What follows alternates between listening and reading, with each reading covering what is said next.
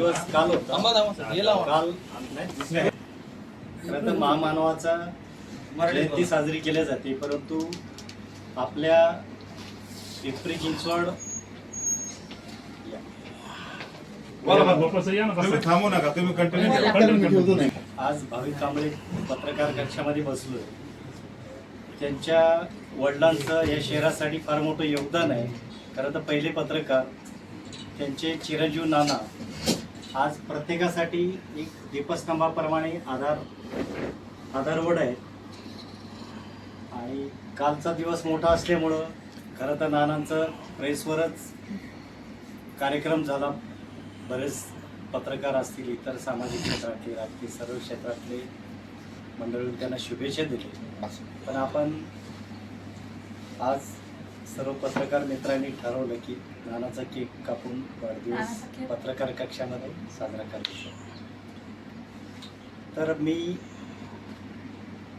माझ्या बाण्यावर कुटुंबियातर्फे, मित्रपरिवारातर्फे नानांना लाख लाख शुभेच्छा. तुम जिओ हजारों साल, जीने के साल हो 50,000 साल. नानाची शक्ती पार हो आणि नानाचं खरंच शक्ती पार होतील असा त्यांचा प्रचंड आत्मविश्वास. आणि दुसऱ्याबद्दल आज कुठल्याही संघटनेचा काही म्हणजे प्रत्येक संघटनेचा म्हणजे कुठली संघटना अशी नाही ज्या संघटनेमध्ये नानाचे म्हणजे पॉप्युलर फेवरेट म्हणजे नाना असं प्रत्येकाच्या हृदयात आहे. त्यासाठी नानाचा एक स्वभाव असल्यामुळं आज प्रत्येकाला इच्छा असते म्हणजे समोर जर कोणी आला तरी दोन शब्द प्रेमाचे बोलू शकतो असं अथांग व्यक्तिमत्व आहे. आणि माझी विनंती आहे आणि ज्यांना कोणाला बोलायचं आहे थोडक्यामध्ये आपलं 2-5 मिनिट. यांना वाढदिवसाचं मी काल भेटून शुभेच्छा दिला. आज आपण पत्रकार सगळे इथे एकत्र जमलात, त्यांचा वाढदिवस साजरा करतात. अजून म्हणजे काय एक कृतज्ञता व्यक्त करत होतो आपण एका ज्येष्ठ पत्रकाराविषयी, कारण की काल त्यांचा वाढदिवस होऊन गेला. त्याच्यानंतरही आज इथे सर्व आपण मोठ्या संख्येने जमून त्यांचा वाढदिवस साजरा करतात. कुठेतरी त्यांनी जे नातं जपलंय पत्रकारांशी, म्हणजे अगदी तो एक नवखा पत्रकार असेल किंवा एक मॅच्युअर पत्रकार असेल किंवा सिनियर जर्नलिस्ट असेल, या सगळ्यांशी त्यांची जो ताळमेळ आहे, जे त्यांचा जो नेहमीचं त्यांच्याशी त्यांना देणारा आदर असेल किंवा त्यांच्याशी जोडण्याचा जो त्यांचा स्वभाव आहे, त्यामुळे नानाविषयी आज जसं वानेवार साहेब म्हणाले की सगळ्यांना त्यांच्याविषयी एक आस्था आहे. दुसरं की पिंपरी चिंचवड शहरातील पत्रकारितेमध्ये म्हणजे त्यांचे वडील होते आदरणीय कांबळे साहेब, म्हणजे कैलासवासी कांबळे साहेब, त्यांचा मोठा वाटा आहे. त्यांनी पहिला वृत्तपत्र इथे पिंपरी चिंचवड शहरात सुरू केला. त्यांनी एक वेगळी स्वतःची छवी निर्माण केली पिंपरी चिंचवड शहरात. पण त्याचबरोबर नानांनी पण आपली एक छवी जपलेली आहे.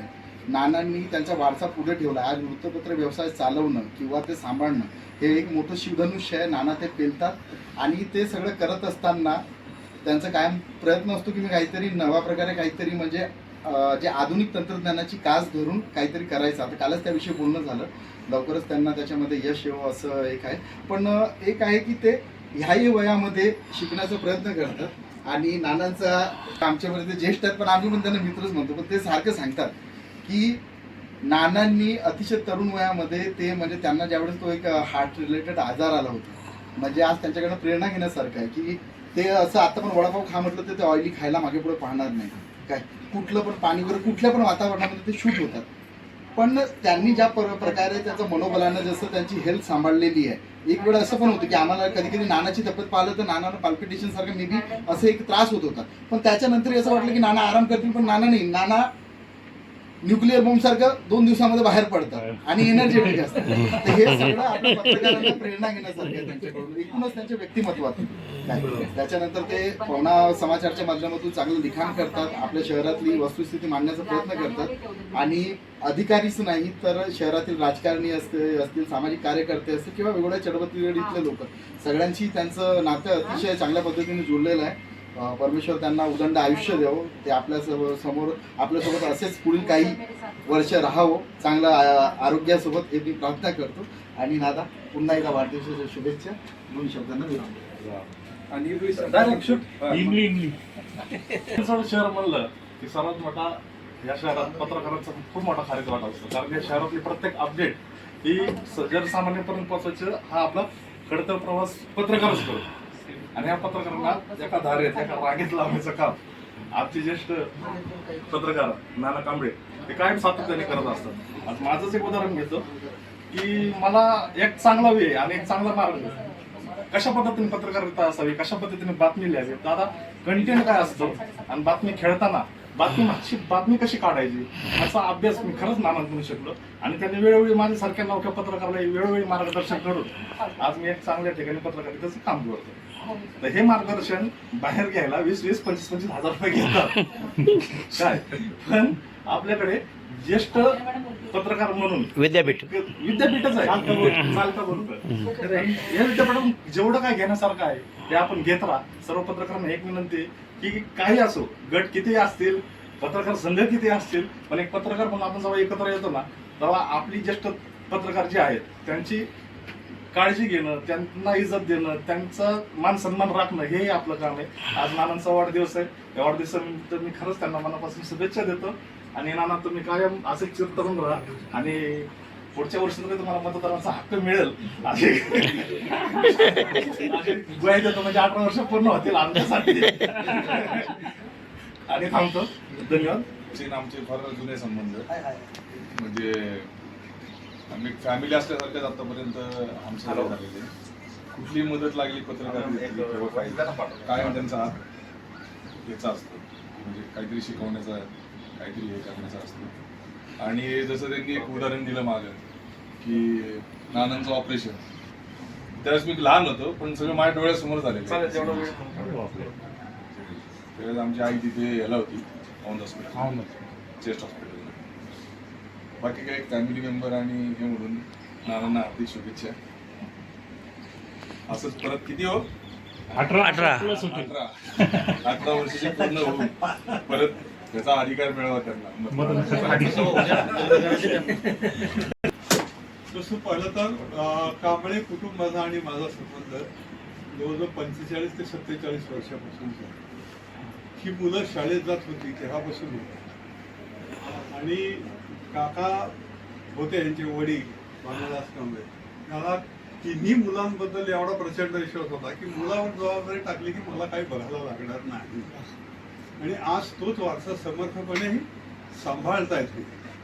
सगळ्यांना एकत्र घेऊन सगळे गट तट विसरून सगळ्या असं मतभेद एका क्षणाला एका बाजूला ठेवायचे आणि सगळ्यांनी एकत्र यायचं. ही जी घालून गेलेली ते घरातली परंपरा आहे. त्यांना दुसरी गोष्ट म्हणजे आईची पण तितकीच ताकद ह्यांच्या पाठीशी होती. दोघांनी आई वडिलांनी जिल्हा पत्रकार संघाचं अध्यक्षपद भूषवलेलं, हे सगळं तुम्हाला युनिक बघायला मिळेल. आणि ही शिकवण आज ते पुढे नेतात, त्यांना शुभेच्छा. 2007 साली मी पिंपरी चिंचवड पत्रकार मुक्त पत्रकार म्हणून आलो होतो. तेव्हा आपल्याला असा कक्ष नव्हता, बाहेरच बसवायचे. तेव्हा नानाची भेट झाली होती. ते 2007चे नाना आणि आजच्या नानात काही फरक दिसत नाही. केस वगैरे वेगळे झाले, पण ठीक आहे. ह्या निमित्ताने मी नवीन जे पत्रकार येतात त्यांना एवढं सांगेल की पत्रकारिता आजकाल खूप स्वस्त दर्जाची होत चालली. तर नानासारखे जर खरंच दीपस्तंभ आहेत तर तुम्ही पत्रकारितेचे डिटेल यांच्याकडून घ्यावं, ना की ChatGPT किंवा जेमिनीचा आधार घेऊन पत्रकारिता करावी. इतकं चांगलं अनुभवी जर व्यक्तिमत्व आपल्याला मिळत असेल तर त्याच्या अनुभवाचा अवश्य लाभ घ्यावा. आणि अशा पत्रकाराची समाजाला प्रचंड गरज असल्यामुळे मी परमेश्वराकडे मनापासून विनंती करतो की नानांना उत्तम आयुष्य, तेही निरोगी लाभो. आणि हा जो उपक्रम आहे पत्रकारांचा वाढदिवस साजरा करण्याचा, अत्यंत कौतुकास्पद आहे. एक आपण या निमित्ताने दुसऱ्याला आनंद देतो. हा आनंदी उपक्रम असा चालू राहावा इतकीच या निमित्ताने सर्वांकडे प्रार्थना. आणि नानांना पुन्हा एकदा खूप खूप शुभेच्छा. धन्यवाद नाना, हॅपी बर्थडे.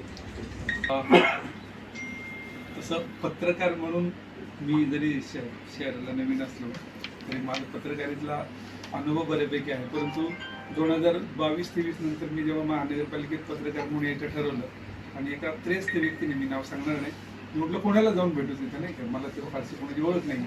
त्यांनी मला सांगितलं नाना कांबळे यांना, आणि तिथून नानांची ओळख झाली. आणि नानांच्या जेव्हा सहवासात संपर्कात आलो तर जसं सरांनी सांगितलं आधुनिक ChatGPT आणि जेमिनी, ती माहिती आपण त्यांना पाठवतो आणि तिकडून माहिती मिळते. तसं नानांना एक फोन करायचा आणि कुठल्याही शहरातल्या संदर्भातली, नागरिकांची, प्रशासकीय, राजकारणी कुठलीही माहिती विचारा, दुसऱ्या मिनिटाकडे नानांकडून ती माहिती मिळत असते. म्हणजे एवढा अनुभव संपन्न व्यक्ती आपण त्यांच्यासोबत आहोत. काल त्यांचा वाढदिवस झाला तो त्यांच्या प्रेसवरती झाला. परंतु मला असं वाटत होतं की आपलं पत्रकार कक्ष जो त्यांच्या वडिलांच्या नावे आहे इथं नानांचा वाढदिवस साजरा झाला पाहिजे. आणि बाबू कांबळे सरांना मी बोललो होतो, त्यांना ती संकल्पना आवडली आणि मग सर्वांनी मिळून आपण ठरवलं की नानांना इथं शुभेच्छा द्यायच्या. नाना, आई भवानी चरणी एवढीच प्रार्थना राहील की तुम्हाला खूप दीर्घ आयुष्य हो आणि तुमच्या संपूर्ण स्वप्न पूर्ण हो, हीच शुभेच्छा. तुम्हाला तर चुकीचं वाटतंय. ते फक्त पत्रकारांचे नाही तर आपल्या पिंपरी चिंचवड शहरातील सर्व राजकीय, व्यावसायिक आणि सामाजिक क्षेत्रातील जेवढे मोठमोठे नेते आहेत, आमदार, खासदार, सर्वांचे ते मार्गदर्शक आहेत. आणि अशा एवढ्या मोठ्या आयुक्तांना सुद्धा ते मार्गदर्शन केलेले आहे. उत्तुंग व्यक्तिमत्वासोबत आपल्याला सहवास भेटतोय हे आपण नशिबाने. बरोबर आहे ना? माझ्यातर्फे आणि परत हार्दिक शुभेच्छा. पत्रकार संघातर्फे सर्व महिला आमच्या पत्रकार भगिनी आणि सर्व पत्रकार संघातर्फे नानांना वाढदिवसाच्या हार्दिक शुभेच्छा देते मी. नानांबद्दल काय म्हणजे बरेच जण बोलले, आता नानांबद्दल काय बोलावं हे आमच्याकडं शब्दच उरत नाही. नाना हे असं एक व्यक्तिमत्व आहे की ते सांगण्या बोलण्यापेक्षा त्यांच्या सोबत राहून जे आचरणात काही गोष्टी येतात त्यातनं ते अनुभव मिळतात. म्हणजे मी माझ्या अनुभवावरून सांगते. आणि आतापर्यंत जेवढा माझा अनुभव आहे म्हणजे ज्या दिवशी मी पत्रकार क्षेत्रामध्ये आले त्या दिवशी नानांची जस माली तेव्हापासून तर आत्तापर्यंत मला खूप काही शिकायला मिळालं. त्यातनं मी घडलंय पण बऱ्याचशा गोष्टी. आणि मी बऱ्याच लोकांना सांगते की तुम्हाला काही शिकायचं असेल तर तुम्ही नानांकडे जा म्हणून. काही गोष्टी असतील म्हणजे बऱ्याचशा असू दे, ते फक्त पत्रकारिताच नाही. नानांनी बरेच आपले पत्रकार आहेत तर बरेच पत्रकार ते नेहमी सांगत असतात की तुम्ही फक्त पत्रकारिता करू, त्याच्यावर तुम्ही काहीतरी बिझनेस करा, काहीतरी छोटासा त्याच्यावर तुम्ही पार्ट टाइम बिझनेस करा काहीतरी. आणि नानांची नेहमी प्रत्येकाबद्दल एक हे असते की त्यांनी काहीतरी पत्रकार व्यतिरिक्त त्यांनी काहीतरी करावं अशी नेहमी नानांची एक इच्छा असते. आणि ते नेहमी सगळ्यांना सांगतात पत्रकारिता हा तुमचा एक पार्ट आहे, तो तुम्ही करा. त्याच्याबरोबर तुम्ही तुमची उन्नती करा, प्रगती करा. हे नानांचं सगळ्यांना म्हणजे असं की नाही की कोणत्या संघाचा आहे कोणत्या याचा आहे असं नाही, कोणी असू दे ते सगळ्यांना नेहमीच मार्गदर्शन करत असतात. आणि जे नानांच्या सान्निध्यात आले त्यांची म्हणजे बऱ्यापैकी प्रगती झालेली आहे आणि त्यांनी त्यांची वाटचाल पण दाखवलेली आहे त्याच्यामध्ये बऱ्याचशा. बाकीच्यांचं माहीत नाही बऱ्याच जण, पण मी माझ्या आयुष्यामध्ये नानांकडून जे शिकले ते कदाचित विद्यापीठामध्ये पण शिकले नसेल. कारण ज्या काही गोष्टी असतात त्या ज्यावेळेस आपण माणसानं व्यक्तींबरोबर राहतो तसं सहवासामधून आपण शिकत असतो. तर नानांचा हा जो माझ्याबरोबरचा जो प्रवास राहिलेला आहे त्याच्यामध्ये खूप काही शिकले आणि अजून खूप काही शिकायचं आहे. म्हणजे आता मी 100% फक्त 10% शिकले, अजून मला 90% शिकायचं आहे नानांकडून. तर माझ्याबरोबर तुम्ही पण बऱ्याचशा लोकांनी ते शिकावं अशी माझी इच्छा आहे. आणि परत एकदा सर्व पिंपरी चिंचवड पत्रकार संघ, महिला पत्रकार आणि आमचे पत्रकार लेट्स यांच्यातर्फे नानांना वाढदिवसाच्या शुभेच्छा. पिंपरी चिंचवड शहरातील ज्येष्ठ पत्रकार नानासाहेब कांबळे यांना वाढदिवसानिमित्त खूप खूप शुभेच्छा देतो. पिंपरी चिंचवड शहरामध्ये ज्यावेळेस पत्रकार कोणी जास्त नव्हते किंवा म्हणजे वृत्तपत्रच नव्हतं, पवना समाचार म्हणजे पिंपरी चिंचवड शहरामध्ये पहिलं वृत्तपत्र चालू होणार. त्या काळामध्ये पत्रकारितेला जो वाव मिळाला तो पवना समाचारमध्ये. पवना समाचारनं अनेक पत्रकार घडवले. भावी कांबळे त्यांचे संपादक होते त्या काळी. त्यावेळी अनेकांना पत्रकारितेतलं काहीच माहिती नव्हतं, पण ज्याला पत्रकारितेत भविष्य घडवायचं किंवा करिअर करायचे त्यांनी पवना समाचारमधून सुरुवात केली. त्याचाच वारसा आज त्यांचे स्वर्गीय भावी कांबळे यांचे चिरंजीव नानासाहेब कांबळे चालवत आहेत. आणि त्यांचं आम्ही शहरामध्ये राहत असताना त्यांचं काम बघतो, पत्रकारांसाठी जी तळमळ बघतो. खरंच ही वाखाणण्याजोगी आहे की पत्रकार कुठंतरी स्वतःच्या पायावर उभा राहायला पाहिजे, तो आर्थिक संपन्न झाला पाहिजे अशी त्यांची भावना असते. आणि ती खरी आहे, काळाला धरून आहे. कारण पत्रकारितेचं क्षेत्र हे आणि पत्रकारितेचं स्वरूप हे दिवसेंदिवस खूप बदलतं आहे. अनेक वेळा ते सांगत असतात आज प्रिंट मीडिया, डिजिटल मीडिया, येणारा काळ व्हर्च्युअल मीडिया वेगळा असणार आहे. त्यामुळं पत्रकारांनी आपल्या भविष्याच्या दृष्टीनं वाटचाल केली पाहिजे असं ते सांगत असतात. तसंच त्याच दृष्टीनं पत्रकारांनी वाटचाल करावी. त्यांच्या हातातनं पत्रकारांची तशीच समाजाची सेवा घडावी अशीच मी गणरायाची आणि प्रार्थना करतो आणि पुन्हा एकदा त्यांना शुभेच्छा देतो. थांबतो. जय हिंद महाराष्ट्र. पिंपरी चिंचवड शहरातील ज्येष्ठ पत्रकार नाना कांबळे यांच्या वाढदिवसाच्या निमित्तानं आपण सर्व या ठिकाणी एकत्रित जमलेलो आहोत. खरं तर नानांच्या बाबत बोलताना दैनिक पवना समाचारबाबत बोलताना मला आवर्जून उल्लेख करावा लागेल की कैलासवासी भावी कांबळे ज्यांच्या नावाने हा पत्रकार कक्ष आहे आणि पिंपरी चिंचवड शहराची अगदी सुरुवातीची जडणघडण त्यामधले आघाडीचे पत्रकार म्हणून भावी कांबळे साहेब होते. पवना समाचार हे या शहरातलं स्थानिक पहिलं वृत्तपत्र. माझ्यासारखे कार्यकर्ते 84 पासून या शहरामध्ये सामाजिक आणि राजकीय चळवळीमध्ये काम करत असताना अगदी म्हणजे मागच्या 25-30 वर्षापासून या कांबळे परिवाराशी माझे स्नेहाचे संबंध राहिलेले आहेत. आणि विशेष सांगायचं तुम्हाला आवर्जून पत्रकारांना की मी 97ची पिंपरी चिंचवड महानगरपालिकेची पहिली निवडणूक लढलो.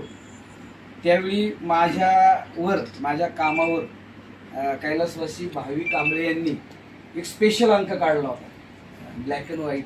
त्यावेळी त्यांचा पवना समाचार निघायचा आणि मारुती भापकरांनी सेनेच्या मारुती भापकरांनी दंड ठोकतले या आशयाचा माझा हातवर केलेला फोटो तुम्ही अजून जपून ठेवलेला आहे. ते कांबळे साहेबांनी ते मला ते अंक काढून वार्डामध्ये वाटायला दिला होता. आणि सगळ्यात महत्त्वाचं की त्यासाठी माझ्याकडनं चहाही नव्हता घेतला पाहिजे, कारण हा कार्यकर्ता गरीब आहे, याला मदत झाली पाहिजे. आणि तो अंक काढल्यानंतर मी तो वार्डात वाटला होता आणि मोठे उमेदवार होते. मला त्यावेळी 550 मतदान झालं. मी 250 मतांनी पहिली निवडणूक आली होती. आणि नाना त्यांचे दोन्ही बंधू शबू आणि आणखी तिसऱ्याचं तिघांची मी त्यांच्या प्रेसवर जायचो, प्रेसमध्ये बसायचो, कांबळे साहेबांशी बोलायचो, यांच्याशी बोलायचो. सगळे हसतमुखाने अतिशय स्नेहाचे संबंध ठेवणारा हा परिवार. त्यामुळं नानांनी जे काही पत्रकारितेमध्ये त्यांच्या कुटुंबियांनी अगदी म्हणजे पुण्यामध्ये देखील यांचं पत्रकारिता म्हणून काम त्यांच्या बंधूंचं चालायचं. त्यांचे अलीकडच्या काळात त्यांच्याशी संपर्क कमी झाला. मात्र नानाचे वडील आणि तिघही भाऊ आणि त्यांचे कुटुंबीय त्यांच्याशी अत्यंत स्नेहाचा आणि प्रेमाचा संबंध असणारा मी कार्यकर्ता. पिंपरी चिंचवड शहराचा जडणघडणीमध्ये पत्रकारांमध्ये मी जास्त वेळ असणारा कार्यकर्ता आहे. तुम्ही सगळे त्याचे साक्षीदार आहात. आणि मी एकमेव असा कार्यकर्ता आहे. मी अनेक ठिकाणी हे सांगतो की मला या शहरातल्या पत्रकारांनी कार्यकर्ता म्हणून जिवंत ठेवलं. आणि मी हेही आवर्जून सांगतो की माझ्यासारख्या कार्यकर्त्यांकडून चहाची अपेक्षा न करता मला चहा पाजतात, कधी मला जेवण चारतात, हॉटेलमध्ये गेलो तर मला बिल देऊन देत नाही. असे पिंपरी चिंचवड शहरातले सगळेच पत्रकार, कुठल्याच पत्रकारांनी मला त्रास दिला नाही. अशा पद्धतीचे पत्रकार माझा व्यक्तिगत अनुभव आहे. बाकीचं काय असेल ते मला माहीत नाही, परंतु मला कधीही पत्रकारांनी माझ्याकडनं कुठली अपेक्षा ठेवली नाही. त्यातलेच नाना महानगरपालिकेच्या निवडणुकीमध्ये अलीकडच्या काळात जाहिराती, आमच्यावर आंदोलनाचे अनेक गुन्हे, माझ्यावर गुन्ह्यांची प्रचंड मोठी लिस्ट. आणि ते मोठ्या वृत्तपत्रात जर ती जाहिरात द्यायची म्हटलं, आम्ही चौकशी केली तर 1.5 लाख 2 लाख अशा प्रकारचा बाबू भाव सांगितला. आणि मग आम्हाला सगळ्यात सोपं वाटलं नानाचा पवना समाचार. आम्ही त्या ठिकाणी जाहिरात दिली. मला वाटतं 15-20 हजारात त्या जाहिरातीचं काम त्या ठिकाणी देणं निवडणूक आयोगानुसार कंपल्सरी होतं. तर अशा पद्धतीने वृत्तपत्र अनेक आहेत, मात्र आपल्या शहराचं वृत्तपत्र पवना समाचार हे वाटतं. नानांचा अनुभव खूप मोठा आहे. नाना ज्येष्ठ आहेत तुमच्या सगळ्यांमध्ये. नाना अतिशय प्रेमाने आणि आपुलकीने बोलतात आणि सगळ्यांना जोडून ठेवतात. संघाचे अनेक संघ असतील, तुमचे अनेक गट असतील, पण नानांचे सगळ्यांशी सलोख्याचे संबंध आहेत. केवळ पत्रकारांशीच नाही तर इथले सत्ताधारी पक्षाचे लोक असतील, इथले विरोधी पक्षातले लोक असतील, इथले आयुक्त असतील, इथले प्रशासनातले आयुक्तापासून अगदी खालपर्यंत भांडारपर्यंत नानांचे सगळ्यांशी अगदी सलोख्याचे संबंध आहेत. तर एखाद्या माणसाचा हा स्वभाव असतो की माणसं जोडणारे संबंध. तर नानांचं हे जे कार्य आहे, स्वभाव आहे, तो नानांचा स्वभावच त्यांना मोठा ठरवतो. नाना ज्येष्ठ आहेत.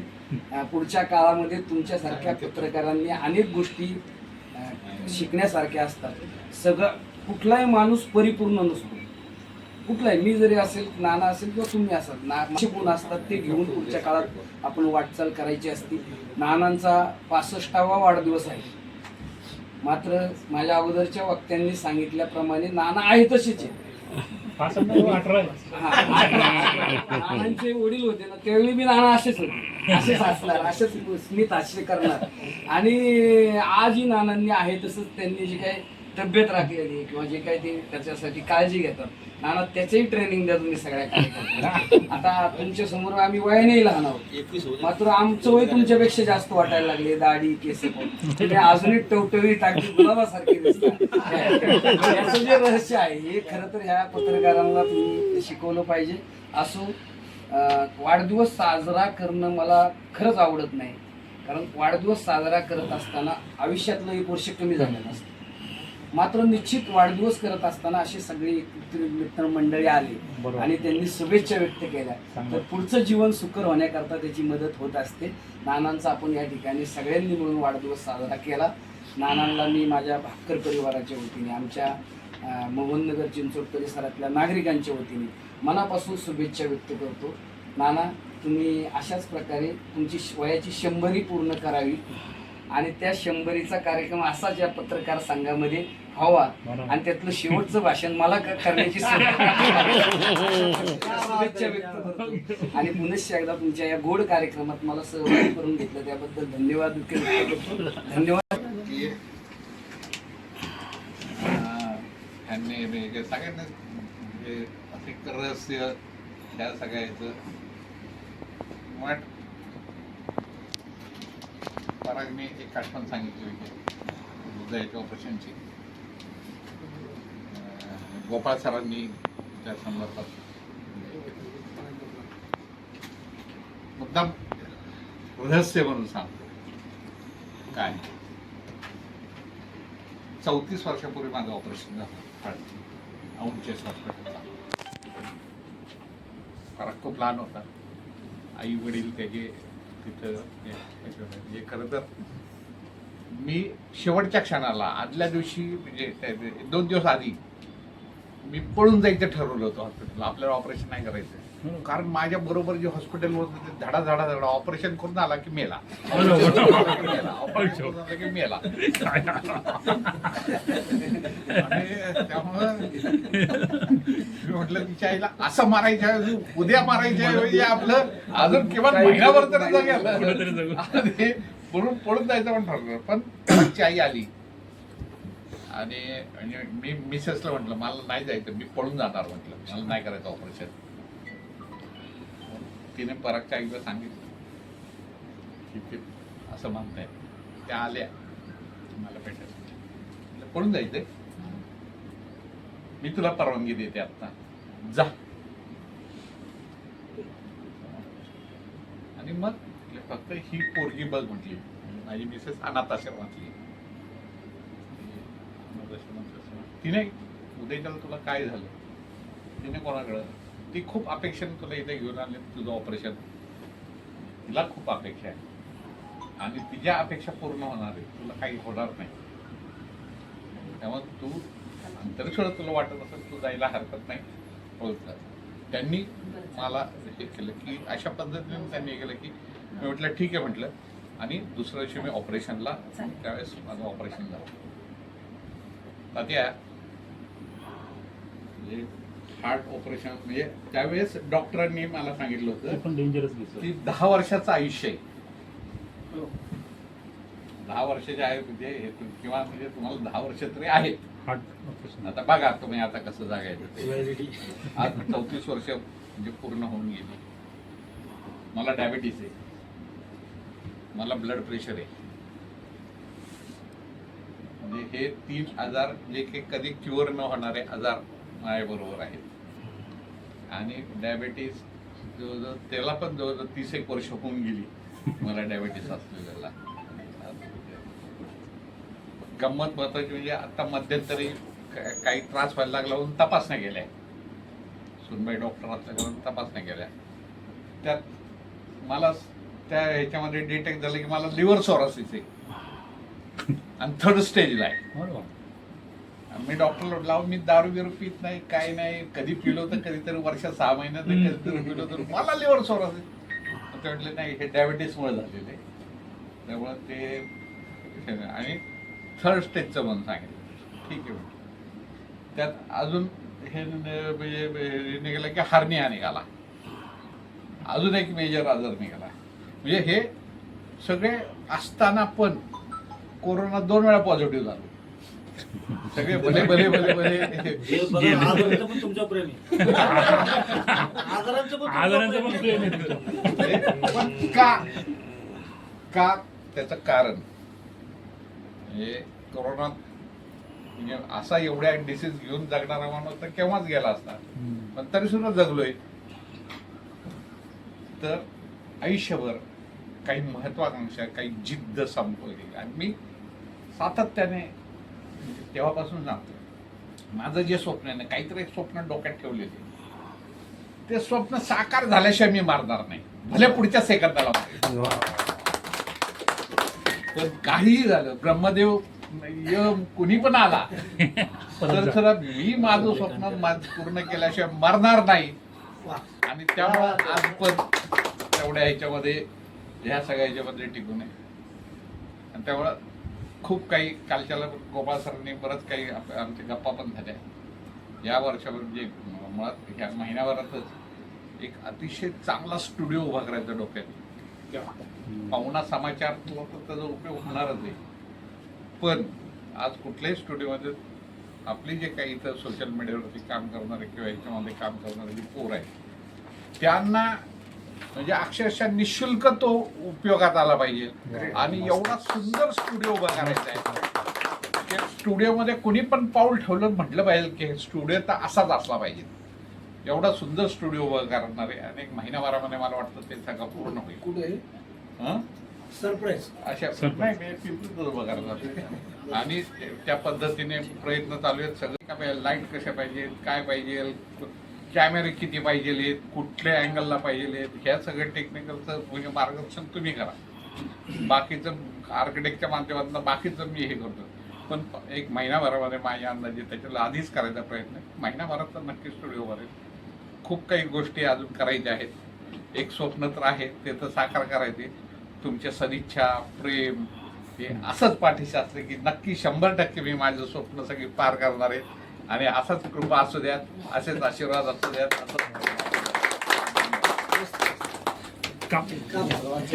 चला आता cake cutting.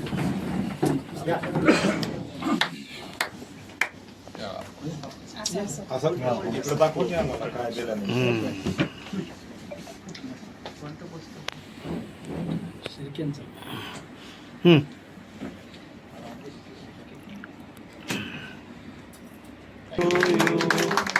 Happy birthday to you.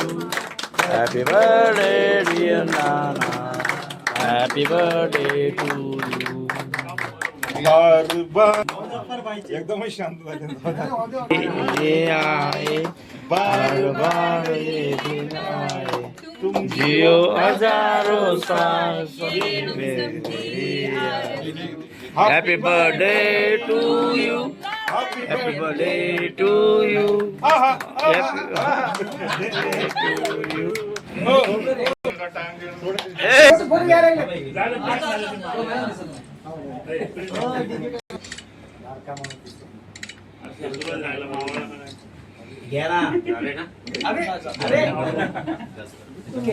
वाढदिवसाच्या खूप खूप शुभेच्छा तुम्हाला.